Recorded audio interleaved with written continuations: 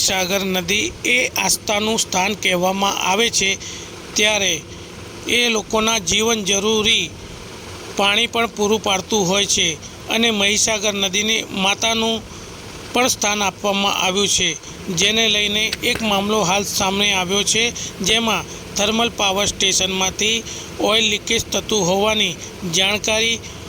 પ્રાપ્ત થઈ હતી, જેને લઈને લોકોએ વારંવાર તથા મીડિયા માધ્યમથી પ્રસારણ પણ કરવામાં આવ્યું હતું,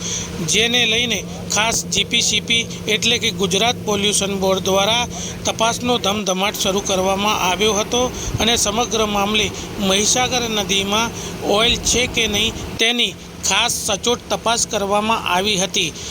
જ્યારે તપાસ કરતાં મહીસાગર નદીમાંથી પાણીના સેમ્પલ લેવામાં આવ્યા હતા, તેમાંથી કહેવામાં આવે છે ત્યાં સુધી કે જીપીસીપી દ્વારા કહેવામાં આવ્યું હતું કે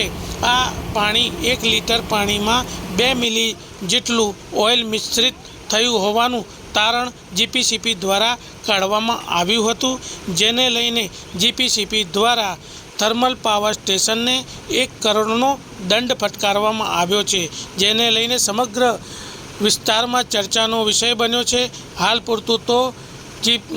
ગુજરાત પોલ્યુશન બોર્ડ દ્વારા આ સમગ્ર મામલે દંડ ફટકારી યોગ્ય કાર્યવાહી શરૂ કરવામાં આવી છે। બૂટ લઈ લેતા